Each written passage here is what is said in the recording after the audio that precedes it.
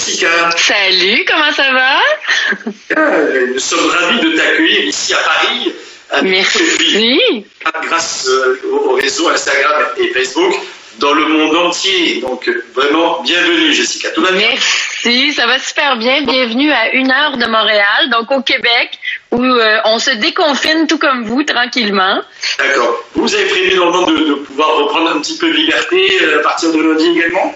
Oui, ça a commencé cette semaine un peu, et puis ils ont décidé de reporter encore jusqu'au 25 mai, surtout pour l'école, parce que Montréal est un foyer très actif. Si on compare, là, c'est grave, les taux de mort, beaucoup de personnes, ça ressemble à l'Italie comme profil, donc de courbe, il faut faire très attention, en pro-ratio évidemment, des gens. Être prudent, rester chez soi, faire attention, et boire raisonnablement, mais boire un bon coup, parce que finalement, exact. C'est ce qui permet de supporter une situation que l'on subit quelque part les uns et les autres. Alors parle-nous un peu de toi, parce que les gens, pas mal de gens te connaissent, parce que tu es assez active sur les réseaux. Je disais avant que tu nous rejoignes que tu étais sommelière, animatrice, conférencière, que tu as des écrivains au féminin, que tu as travaillé aussi t'occuper notamment de la cave Prestige, je crois, de la SAQ à une époque. Exactement. J'étais acheteuse en chef avec la cave. On a 75 000 bouteilles. C'était un beau moment de vie. Ah oui, c'est extraordinaire. Puis, tu t'es investi beaucoup dans la sommellerie, puisque tu as même été présidente, d'ailleurs, de l'association des sommeliers professionnels canadiens. Oui. Tu as été vice-présidente de l'association Panama et aussi de la PASS. Ouais. Merci depuis longtemps. Comment t'es venue ta passion pour le vin et la sommellerie? J'ai commencé, c'est drôle parce qu'au Québec, c'est très différent. On est moins exposé et il y avait quelques Français, notamment Jacques Auron qui était très actif, dont Jean Léandry, Jules Roiseux. Je ne sais pas si vous avez connu Jules. Oui, tout à fait. Jules Roiseux était extraordinaire. Et Gaston Lheureux. Bref, c'était des joyeux Leurons. Il y avait une émission de fromage qui s'appelait, de fromage et de vin. À l'époque, là, ça s'appelait Le vin et fromage. Et moi, j'étais toute petite. Ma mère était dans le monde de la mode, donc du fashion. Et puis, de fil en aiguille, je regardais les grands déguster. J'ai eu une passion folle pour le vin. Donc, de 7 à 14 ans, j'ai été initiée. Je buvais pas le vin. Mais à 14 ans, là, c'était ma vie. C'est devenu clairement ma vie et j'attendais d'avoir 18 ans. Et puis, j'ai fait ça tout au long de ma vie. Quel est le premier vin qui t'a marqué dans ta vie? Le vin qui m'a marqué. Il y en a deux. Il y en a un qui est ici, d'ailleurs. Je vais vous le montrer. Moi, ma cave, elle est à Montréal, donc je suis confinée sans ma cave. Ça, c'est triste. Mais tu peux y penser, te projeter presque sur ce que tu feras justement dans ta cave quand tu vas pouvoir y aller. Exactement. Mais je suis allée chercher une bouteille parce que ça va être mon anniversaire et on est déconfiné pour ma part le 18 mai. Donc, je vais aller vous la chercher. Ça, c'est mon vin qui m'a le plus marqué ici. C'est évidemment, j'adore les vins français. J'ai commencé ma carrière avec le Châteauneuf du Pape Lagardine. Faudrait que je vous montre en bas. La famille Vous Brunet. connaissez Guénaël Revel, Monsieur Bulle? Oui, Monsieur Bulle, oui. Il peint des toiles qui sont exceptionnelles. Donc, oui. Et puis, j'en ai acheté une sans savoir que c'était Guénaël qui l'avait fait. J'ai commencé ma carrière avec Châteauneuf du Pape. Ça a marqué ma jeunesse. Et puis, ensuite, ça a été l'Italie. Ah oui, quand même. Macéto. Pour moi, mais le 97, qui est selon moi la plus grande année. Écoutez, pour ceux qui me connaissent pas, j'étais acheteuse en chef de la SAQ, donc on a dégusté tous les grands crus année après année, surtout à Bordeaux. Et j'aime, comme les grands crus, moi j'aime beaucoup Lafite, je trouve que c'est un vin intelligent, mais Macetto, c'est comme le Pétrus italien et j'adore la texture, le grain. C'est le plus gros choc électrique que j'ai eu dans ma vie en dégustant un vin. Donc Macetto, c'est ça. Pour les gens qui nous écoutent, ils connaissent tous, même si certains en ont entendu parler bien entendu. Donc on est plutôt du côté de la Toscane. Oui, en Bolgheri, c'est le lieu dit le plus favorable. Pour le Merlot, en fait, c'est 100% Merlot. Merlot, Castagnette Carducci, au sud de Livourne. Pas loin de Pise, pour vous situer un peu pour nos amis, sur la côte italienne, effectivement, toscane. Et c'est beau.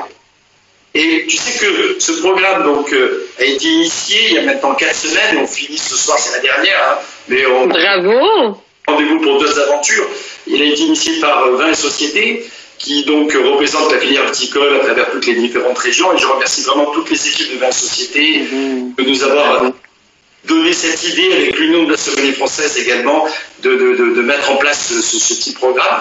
Donc toi, à travers tes différents postes, quel est le vin français qui t'a marqué? Là, on a vu qu'il y avait ce vin italien. Châtelet du Pape, on l'a bien compris. Et oui. Cette première émotion, si les trois autres qui ont jalonné ton parcours, ça serait quoi? En fait, on va y aller en 3 temps. C'est sûr, quand on pense à la France, on pense à Bordeaux. Bordeaux, c'est le Hollywood du vin. Ça a beaucoup marqué le Québec. Les Québécois sont friands des vins bordelais. Et puis, l'effet spéculatif est intéressant parce que ça crée une offre et une demande qui est très, très forte au Québec. Donc, je dirais Bordeaux numéro 1. Le champagne. Lorsqu'on déguste un champagne au Québec, c'est la noblesse, c'est l'élégance, c'est la richesse. Dans un bon comme dans un moins bon moment, on célèbre ou on se console. Et le beau champagne... En général, il y a toujours une bouteille de champagne au frais dans une maison. Toujours. Ici aussi. Ici aussi. Exactement. Donc, champagne, c'est très, très pointu. Je pense à Anselme, Solos. On est des grands passionnés de champagne ici au Québec. Est-ce que tu peux raconter ta vie? J'arrive, je vais chercher une bouteille dans le frigo. OK, ciao! Donc, pour ceux qui nous écoutent, bonjour à tous. J'aime ça vous voir. Merci d'être parmi nous. Il n'y a pas beaucoup de Québécois en ce moment. C'est plus chez vous parce que nous, ils travaillent aujourd'hui. Ah oui, ben, tu vois. C'est le frigo, hein. En attendant, trop cool. Initial de chez Céros. C'est une bouteille un peu rare, pas nécessairement très accessible en prix. C'est mais vrai. Franchement, c'est juste un kiff absolu. Donc ça, c'est au frais pour lundi, comme on dit. Hein. Oh mon Dieu, mais j'aimerais être confinée. Et je pense, tous nos amis qui, effectivement, tous mes amis restaurateurs, sommeliers, qui ne pourront pas reprendre le travail tout de suite. Mais néanmoins, lundi, ce sera déjà le démarrage, j'allais dire, d'une nouvelle aventure de notre vie les uns les autres. Voilà. C'est vrai, hein? Mais j'arrive. Juste pour prendre un verre avec toi, premièrement. Et vous êtes le bienvenu, voilà. Il n'y a qu'une bouteille, mais on partage. Ce serait fantastique. Et numéro 3, c'est évidemment la Bourgogne. Qui dit Bourgogne dit le summum. Et c'est drôle parce que le profil des consommateurs, c'est peut-être la même chose en France, je ne sais pas. Ça débute avec Bordeaux. Ils aiment les rouges puissants. Et avec les années, ils vont aller vers... exact. Kirouan 2000, grand millésime. Kirouan, c'est ça, je cherchais l'année. C'est 2000. Tellement stable. 2000, qui est une magnifique année. C'est bon. Et il évolue très, très bien. Tout à fait. Vraiment. Donc, je pense que, je ne sais pas si c'est la même chose pour le palais des Français, mais nous, on commence puissant. Donc, Bordeaux, le Rhône, comme toutes les côtes, les Cornasses, Côtes-du-Rhône, les Côtes-Rôties plutôt. Et puis, après, c'est la Bourgogne. Est-ce que c'est pareil pour les Français? Il y a un cheminement souvent qui est celui-ci. D'abord, Bordeaux est un bon repère parce qu'on connaît bien toutes les appellations, les châteaux, les millésimes, souvent on en parle. C'est un volume important, c'est 100 000 hectares de vignes avec une gamme de prix très large. On voit toujours les Bordeaux que les grands crus. Et il y a, hier, dans le Côte de Blaye, par exemple, de Vin du Cassard, c'est des vins qui coûtent 17 € la bouteille. Je veux dire, c'est quand même super accessible, en tout cas moins de 10 € la bouteille. Et puis, il y a des grands crus très célèbres, que tu as cité tout à l'heure, Pétrus, en référence. Et donc, donc Bordeaux reste quand même une porte d'entrée importante. Et après, on s'aventure effectivement dans les autres régions, le Rhône, le Languedoc-Roussillon, où il y a aujourd'hui une variété extraordinaire de vins, le Sud-Ouest, la Provence, les rosés, un petit clin d'œil, j'ai mis derrière moi toute une série de Provence. C'est lesquels? Il y a différentes choses, il y a la Courtade sur l'île de Porquerolles, qui produit des rosés. Il y a le château d'Estoublon dans les Hauts-de-Provence, qui est aussi plus près de la vallée du Rhône, fait des rosés de très bonne qualité. La Calice, en Côte-Marois. Ah, la Calice, ben oui. Ça c'était très bon, Patrice. Top. Ah ouais. Donc on a des rosés de fraîcheur dans le Haut-Var. Et puis hier, avec Georges Dos Santos, Jojo, qu'on salue, qui nous a... Oui, j'ai vu. Dans l'esprit de ce qui fait, de sa nature, j'allais dire. Et on évoquait hier le château Saint-Maur, et on disait il y a un clos qui est très très bon, c'est effectivement le clos Cap de Lune. Et comme j'en avais une bouteille, je me suis dit, allez, je vais la sortir, la mettre au feu aussi. Ça m'a fait rappeler hier effectivement ce rosé. Et le producteur. C'est vrai. Je suis curieuse. C'est très intéressant. Hein. Je suis curieuse de savoir la perception des Français suite à l'acquisition justement d'Angelina Jolie du château Miraval. Comment c'est perçu? Est-ce qu'ils ont cessé d'en boire ou... Non, Brad Pitt, Angelina Jolie, surtout que le vin, j'allais dire, a été accompagné par la famille Perrin, qui est une grande... Mais oui, justement. Ben oui. Il y a de la qualité, effectivement, derrière la production, donc c'est non seulement une image qui est plutôt, même s'il y a une petite pointe un peu d'interrogation au départ, finalement, quand on il est de qualité. Et donc... oui. Donc les Français continuent de le promouvoir dans les restaurants? Oui, bien sûr, le rosé fonctionne bien. Et d'une façon, on peut même désaisonnaliser, puisqu'il y a à la fois des rosés. Enfin, beaucoup de rosés sont bu au printemps, en été, sur les terrasses, les plages, etc. Ok, mais il y a aussi de plus en plus de rosés de gastronomie. Hier, j'ai évoqué notamment les terroirs de Bandol, les rosés de Palette, les rosés même de la vallée du Rhône, etc., de Tavel ou autre. Il y a des rosés qui se gardent en plus. C'est plusieurs Complètement. D'âge, c'est pas un souci. On rentre effectivement dans une gastronomie qui est plus adaptée encore. Donc c'est totalement. Mais il y a cette évolution du goût, tu le disais, et il y a surtout cette fantastique opportunité qu'on a en France, comme d'ailleurs dans un certain nombre d'autres pays, c'est d'avoir une gamme, et en France c'est vrai qu'on est très gâtés pour ça. On a une gamme de goût, on a une gamme de style, on a une gamme de prix, on a une gamme, on a beaucoup cité et évoqué dans nos lives des magnifiques régions qui reviennent au premier plan, comme le Beaujolais par exemple, avec des gamets qui sont juste incroyables aujourd'hui.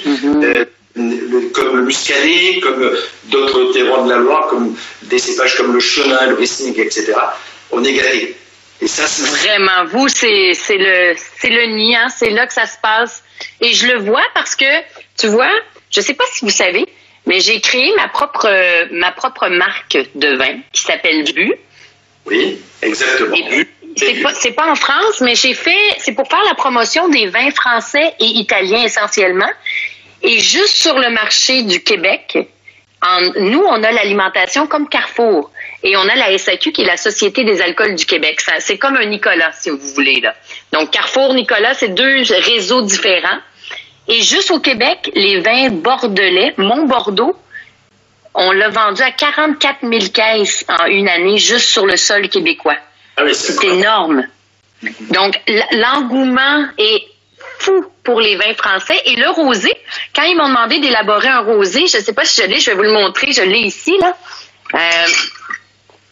Les rosés, tu vois, j'ai pris un verre. Les rosés qui fonctionnent très, très bien ici, c'est les rosés plus pâles, avec une coloration légère. Ça, c'est le gris de Grenache qui est fait justement dans le sud de la France. Et c'est la folie. Les gens adorent et ils adorent les rosés qui sont secs, pas sucrés sur le marché québécois. Droit. Ceci étant, en France aussi, le goût des rosés est plutôt de rosés fruités mais secs. Vraiment. Contrairement aux autres pays. Ouais. Exactement. Et il y a un cépage extraordinaire. On a évoqué hier soir aussi le Clos Cibonne avec Georges Dos Santos. Pourenc, qui est un cépage juste incroyable, qui donne des rosés avec beaucoup de caractère aussi, et c'est super. Toi, tes activités aujourd'hui, notamment, qu'est-ce que tu as réussi à continuer à faire pendant le confinement? Écoutez, moi, dans mon entreprise, c'est divisé en 3. Donc, j'ai bu, j'ai les vins. Les vins, ça l'explose. Les gens confinés boivent. Ils boivent bien, boivent beaucoup. Toujours faut faire attention. Nous, on prend comme les uns les autres avec la modération, c'est important. Hein. Oui, nous aussi, la modération a bien meilleur goût, mais je dirais, et je vois dans les chiffres, les gens picolent vraiment très fort. L'animation. Donc, je sais pas comment ça va en France, mais nous, l'animation, moi, j'anime. Hein, j'ai créé un jeu qui s'en vient en France bientôt, ça, on va s'en reparler. Mais j'ai créé un jeu qui s'appelle le vin mystère. Donc, à tous les soirs, même si vous êtes en France, vous pouvez jouer, je vais vous donner un équivalent. Les gens vont chercher un vin, je leur donne un code, comme ça. Donc, le vin est caché. Et ça fait un peu tard pour vous parce que c'est à 19h30 l'heure d'ici, là, en plein milieu de la nuit.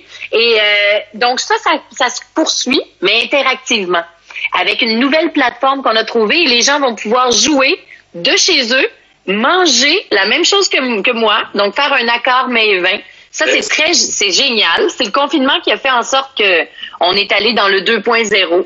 Et la troisième partie, c'est réellement l'animation. Et je pense qu'on va le faire comme ça, là. On va le faire sur Zoom. Mais c'est très on bien. S'adapte. Ben oui, on s'adapte. Donc, Très bonne idée, une bonne possibilité, effectivement. Oui. De pouvoir jouer et partager surtout cette passion. Sais-tu qu'est-ce que j'ai trouvé fantastique et c'est ce qu'on est en train de vivre aujourd'hui? Le fait d'être tous confinés ensemble, au même moment, les restaurateurs, parce qu'on est tous en restauration, premièrement, on travaille toujours. C'est les gens qui viennent à nous. Là, le fait d'être tous arrêtés, j'ai pu voir tous mes amis à travers le monde, les chefs. J'ai jamais été aussi connectée et déconnectée à la fois. C'est ça qui est bien. C'est la particularité ou le paradoxe peut-être de cette situation, c'est que oui. On a cherché du lien, on a cherché des rencontres, des discussions, des conversations, et peut-être que dans certaines parties de notre vie, période de notre vie. Très intime. Regardez, là, en ce moment, vous êtes clairement chez moi, vous êtes dans ma maison, et c'est avec grand plaisir. C'est comme si vous êtes tous autour de la table, et ça reste que c'est une intimité qu'on va jamais retrouver. Et ça, c'est bien. Ça manque un traducteur avec mon accent québécois. C'est parfait. En parlant de Québécois, on a fait un petit tour d'horizon des vins français que tu aimes, et Dieu sait s'il y en a encore. Moi, j'ai sorti aussi un pommard, c'est une appellation que j'adore. Le Château de Pommard, la cuvée Marémonge 2011. Tu vois, j'ai sorti. J'adore. Sympathique pour partager ce soir et pour ce dernier live. Un Pinot Noir aussi, parce que c'est vraiment super sympa, d'Alsace. C'est la Côte de Ronfac de chez Riflet, dans le millésime 2005. Tu vois, ça aussi, c'est des vins. Tu vois, ça, nous, on a moins accès. Ça, c'est vraiment intéressant à découvrir, à faire découvrir les rouges d'Alsace. Vraiment. Bien entendu, les Riesling, les Gewürz, les Pinots gris ou les Muscats, ou les Sylvaner, très beaux Sylvaner aussi. Mais les Pinots Noirs, il y a une évolution vraiment très intéressante avec l'évolution du climat, notamment. C'est très vrai. J'ai une amie sommelière qui s'appelle Jessica Ouellette. Vous irez la suivre. Elle est superbe. Elle a tombé en amour avec un Français d'Alsace. Et elle commence à l'introduire les vins, mais le Pinot Noir alsacien, on n'y pense pas souvent. Les vins de la Suisse aussi. Il y a Caroline Frey que j'aime beaucoup, Château La Lagune, qui est bien établie. Fait des belles choses en Suisse. Alors, parle-nous un peu des vins québécois, parce qu'il y a plein de questions là, disant, mais est-ce qu'il n'y a que les vins de glace? Je vais aller chercher une cuvée ici. Attendez. Je vais vous montrer ce qu'on fait. Donc, parce que le Québec, regardez, je vais faire ça ici. Le Québec, on entend souvent parler des vins de l'Ontario, notamment de Niagara. Il y a un produit britannique également. Au Canagan Valley, il y a des choses intéressantes, mais au Québec, le Québec a pris du temps à s'établir dans le monde du vin. La première des choses, là, je l'ai bu, mais c'est les bulles. Le mousseux au Québec, c'est exceptionnel. Il y a une équipe de la France qui était justement avec l'équipe de Mouex qui s'appelle Wine Explorer. Ils ont fait le tour, je pense, de 80 pays vitivinicoles. Et quand on s'est parlé, le numéro 1, c'est les bulles. Donc, mousseux québécois, c'est top. C'est des champenois qui se sont établis ici. Ils ont un domaine en Champagne, la famille Le Sieur. Et ici, ça s'appelle le Cep d'Argent. Donc, les mousseux, méthode traditionnelle, c'est génial. Mais ce qui marche bien, je sais pas si vous voyez l'étiquette. On la voit. C'est tout nouveau. Elle est à l'envers, on peut pas la lire, mais on la voit. Elle est à l'envers, c'est Chardonnay. D'accord. Le Chardonnay et le Pinot sont les deux cépages du Vitis vinifera, là, les cépages nobles qui poussent le mieux au Québec. D'accord. Et ça tombe bien puisque ce sont les cépages de la Champagne, effectivement, et de la Bourgogne. Exactement, mais ça a pris des années à s'établir et c'est en Ontario qu'ils ont décidé que c'était les cépages de prédilection parce que plus dans l'Ouest canadien, on pense à Osoyoos-Larose avec Gruau-Larose, le château, c'est plus des assemblages bordelais à base de Cabernet Merlot. Mais le Québec, Chardonnay, Pinot Noir, c'est génial, c'est très bien fait. Et on a beaucoup d'hybrides aussi. L'étiquette est à l'envers, vous pouvez pas voir. Mais le Saint-Pépin, ça c'est une bouteille que j'aimerais que vous puissiez déguster en France, avoir ça à l'aveugle. On croirait être en Bourgogne, mais avec un petit côté exotique. C'est assez particulier, une richesse, un fruit, un boisé, c'est lacté, c'est très, très, très bien fait. Donc voilà, c'est ce qu'on fait de mieux au Québec et évidemment, là, je vous voyais à l'envers, mais c'est l'Indien. L'érable, on s'en sort pas, mais on fait des très beaux produits à base d'érable, de pommes, de poirées. Puis de plus en plus... C'est de l'érable fermenté, donc il y a effectivement une partie d'alcool. Oui, très fort. Ça titre combien? Je suis surprise. Tu vois, ça, c'est à 17,5 %. Je suis surprise qu'on ait le droit de l'appeler le vin d'érable. Oui, parce que normalement, il y a une définition légale et internationale de l'OIV. Oui. Est-ce que le Canada est membre de l'OIV? Exact. Je pense que non, parce que dans ma tête, on n'avait pas le droit. Je pense que parmi les discussions, on ne va pas parler de conflits, mais les discussions qui existent au niveau international, il y a effectivement la reconnaissance de certains termes et il y a normalement une législation, parce que le vin, c'est uniquement normalement le produit issu de la fermentation totale ou partielle du raisin. Ou non. Pour ça, quand j'ai vu l'étiquette, j'étais surprise que la Société des alcools l'ait laissé passer. Et savez-vous ce qui fonctionne le mieux au Québec? Ça, là, ça va arriver sur votre marché. Les spiritueux sont top. Beaucoup de vodka, la vodka pure, le gin. Ça, c'est le nouveau gin. Je sais pas si vous voyez bien le dessin. C'est une grande artiste qui s'appelle Miss Me. Elle est superbe. C'est très nouveau. Ça, c'est à base de melon.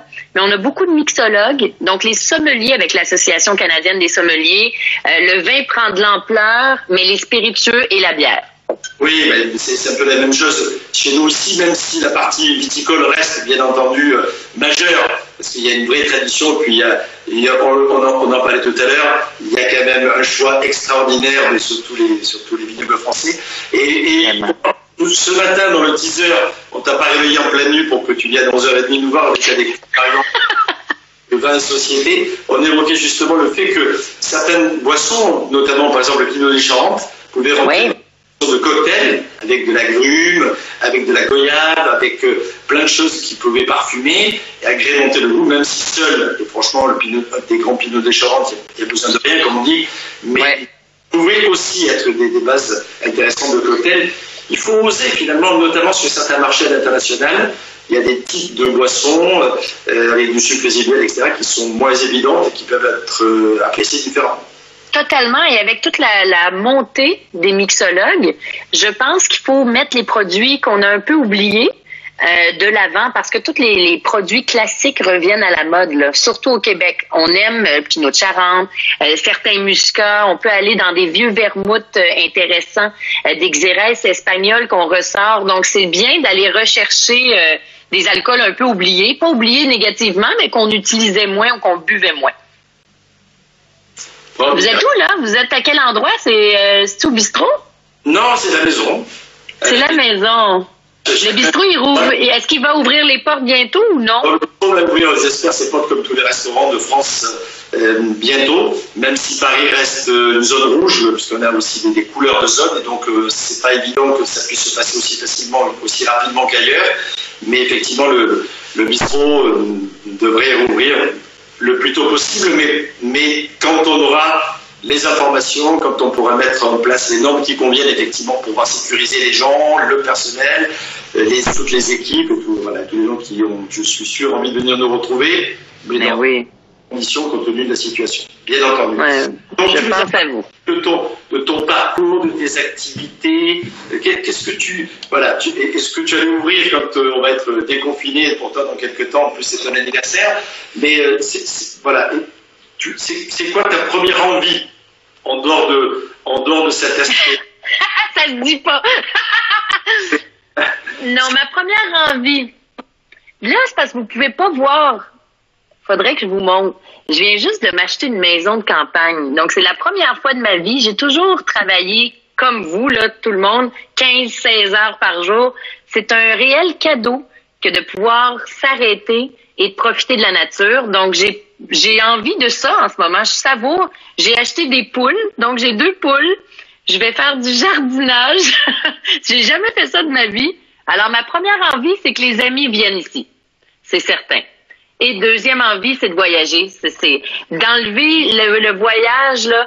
Pour moi, c'est comme m'enlever la vie. Je dirais les amis et le voyage. Ouais. Mais pour le reste, je suis très heureuse. J'aime le confinement pour ça. Ouais. De revenir en France, avoir le plaisir de te recevoir dans les vignobles ou au bistrot du sommelier ou chez tous les amis sommeliers restaurateurs qui nous écoutent et qui nous ont suivis pendant ces 4 semaines de live pendant la période du confinement. C'est bientôt l'heure finalement de prendre à tes occupations, de se quitter. C'était un bonheur de t'avoir parmi nous à cette occasion de terminer cette série. Rapidement, on a commencé il y a 4 semaines avec Olivier Poussier sur le président. Oui. On a eu Bruno Verjus, un grand cuisinier parisien, extraordinaire, vraiment un amateur passionné des produits naturels.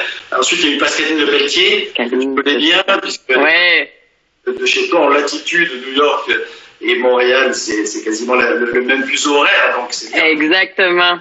Vincent Fernier, ensuite, un grand journaliste, gastronome, animateur d'émissions de télévision, notamment sur France TV. Dominique Hutin, lui aussi un grand journaliste et qui nous régale notamment le week-end sur France Inter, dans on a dégusté. Stéphanie Lequelec, une grande chef qui est Top Chef, pas si Top Chef, qui est aussi connue, ou aussi à l'équivalent au Canada. Oui, on a plusieurs chefs au Canada là, du même calibre. C'est très fort. Un type d'émission. Ensuite, on a eu Marie Bodecki, qui est une jeune sommelière qui a gagné le trophée à la fois Gassier et le trophée des vins du Sud-Ouest et qu'on salue encore. Guylaine de Serval, qui est un jeune sommelier aussi, qui travaille à Paris et qui dans l'équipe également pas de France Inter, mais de Paris Première, avec François-Régis Gaudry, qui est un journaliste gastronome très connu également. François-Xavier de Maison, un artiste, je crois, qui est assez connu au Québec également, qui fait du vin aussi, donc dans le Roussillon. Laura Vidal, parce qu'elle est québécoise, aujourd'hui dans le sud-est de la France, du côté de Avignon, Arles et Marseille, et qui nous a parlé aussi avec passion de son parcours. Et voilà. Et hier, c'était Georges de Sanson, Antique Wine, qu'on ne présente plus, qui est un personnage on ne peut plus exceptionnel. Et puis on termine en beauté avec toi ce soir, donc c'était vraiment très très très plaisant. Merci à toi, merci à vous de nous avoir suivis aussi largement cette période. Merci à Vin et Société qui a eu cette belle idée. Merci à l'Union de la Sommelier française pour sa confiance. Déguster confiné dans ce cadre-là, c'est terminé ce soir. Donc, champagne, j'arrive. Et puis, mais par contre, on va trouver une autre façon d'aborder le sujet sur les réseaux et via cette façon de communiquer, parce que je pense qu'il y a un vrai intérêt à garder le lien. Même totalement. Période, et on a d'autres idées avec nos amis vignerons, nos amis sommeliers, nos amis restaurateurs et nos amis de vin et société. Voilà. Et aujourd'hui, petit clin d'œil aussi, il y a 36 ans, j'ai créé le bistrot du sommelier. 36 félicitations, c'est ce que je voulais dire, bravo. Je suis revenu tout à l'heure parce que finalement, c'est vrai qu'on est un peu déconnecté. Ça fait 36 ans aujourd'hui que j'ai ouvert le bistrot du sommelier, c'était le 8 mai 1984. Et donc, merci à la fois à toutes les équipes qui m'ont suivi pendant toute cette période, tous les clients, bien entendu, qui m'ont accompagné aussi et qui continuent à le faire. Merci de tous les petits messages que j'ai eus dans l'après-midi. J'ai posté quelque chose tout à l'heure, un petit coucou pour cet anniversaire. Donc, un grand merci à vous tous de vos réactions. Continuez à profiter de la vie, continuez à partager tout ça, continuez à être heureux surtout, parce que c'est la façon dont on peut aborder le plus sereinement l'avenir. Voilà, et puis, voilà. Le gâteau, gâteau extraordinaire tout à l'heure, et un cake au citron juste génial, et donc je me suis dit que, avec vous... c'est beau, t'as le pli de cœur. Anniversaire. Félicitations, ciao. Voilà, on peut à 36 autres années. Même à distance. La bise. À vous tous, c'est bien de faire un petit carillonnant, hein, pour cette fin de série, cette fin de live. Merci beaucoup Jessica, merci beaucoup à vous tous. Merci à tous. Et soyez heureux, c'est ce que on peut vous souhaiter de mieux. Soyez raisonnable aussi, c'est important. Vous avez envie de vous laisser aller, on peut le faire aussi, hein, mais tout toujours avec une certaine modération. Et puis à très bientôt, le plus en direct possible, et avec le plus de passion et le plus d'envie de partage et de retrouvailles. On a écouté qu'il fallait prendre de la distanciation sociale, maintenant on va travailler au rapprochement social. Oui, dans l'amour, tout à fait. Et le vin et la gastronomie est un outil fantastique justement de ce rapprochement social, comme vous savez à tous. Merci beaucoup.